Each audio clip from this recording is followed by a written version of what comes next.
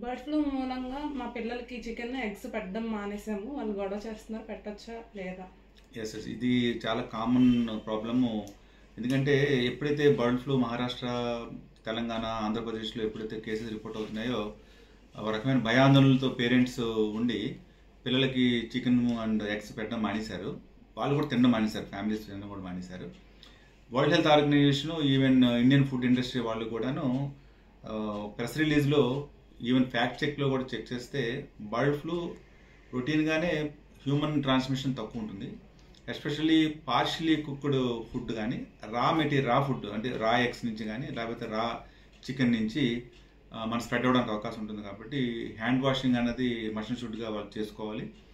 తీసుకొచ్చేటప్పుడు కూడా clean hands తోటి వచ్చేటట్టు మనం తీసుకొని వచ్చి ఇంట్లో ప్రిపేర్ చేసుకున్నప్పుడు 175 degrees ఫారెన్హీట్ అంటే 75 degrees సెంటిగ్రేడ్ టెంపరేచర్లో చికెన్ మనం వండుకోవాలి. ఎస్పెషల్లీ ఇలాంటి టైంలో ఏమవుతుందంటే చికెన్ పార్షియల్లీ ఫ్రైడ్ కాకుండాను ఫ్రైడ్ కర్రీస్ చికెన్ చేసుకుంటే 75 degrees సెంటిగ్రేడ్ అనేది ఇంపార్టెంట్. అప్పుడు దాంట్లో ఏంటంటే వైరస్ మూలాలు కానీ ఏమి ఉండదు.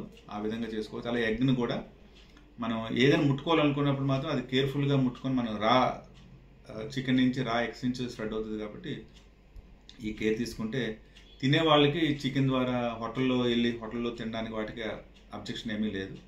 సో ఆ విధంగా ఆ కేర్ తీసుకుంటే సరిపోతుంది.